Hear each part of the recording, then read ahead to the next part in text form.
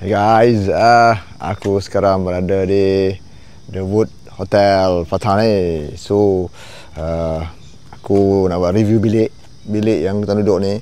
So, ni adalah sekitar pemandangan di The Wood Hotel Patani. Di sini cool sekali. Tengok ni hotel dia, The Wood Hotel Patani. Ni ada lagi hotel nak buka sebenarnya. Nak buat lagi hotel lagi kat sini. Mungkin demand tinggi sikit lah. So kawasan sini hotel dia air tak naik lah, dia kat depan sana je tu.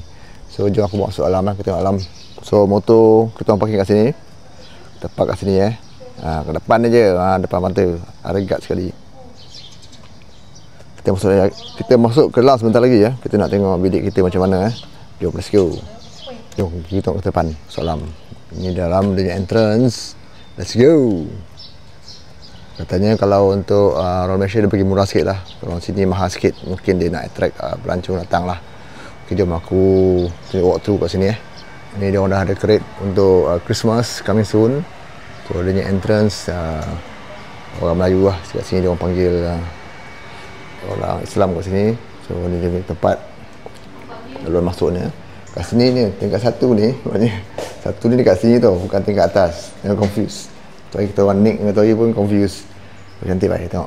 Very cozy area dia. Tempat dia, tengok. Dari sini ke pandang, pusing balik. Tu kesan luar lah.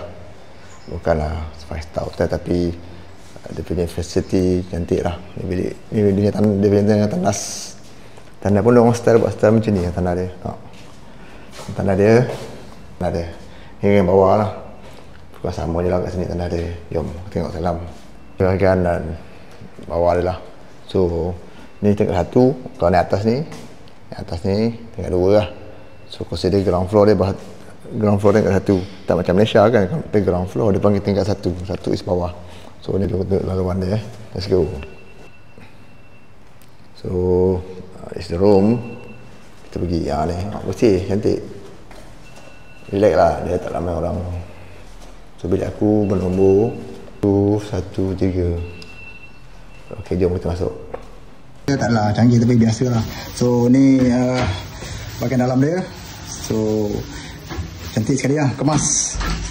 Ni ke tempat orang. So di sini dia orang kasih tempat, ada buayan buayan. Bilik air dia, cuba kau lihat Aku tengok bilik air dia. Tengok. Bilik air dia bersih lah, okey lah. Bukan perfect, just kita nak tidur. Yang bed ni semalam hujan.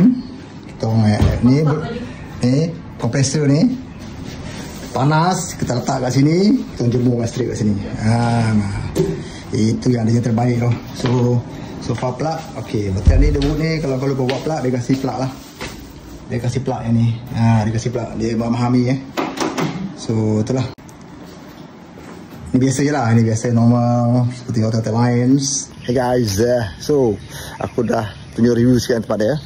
Simpulannya aku puas hati tempat ini. Dia bagi aku diskaun. Aku ada 2 hari. Yang pertama dia kasih aku RM1,000. Yang kedua RM900.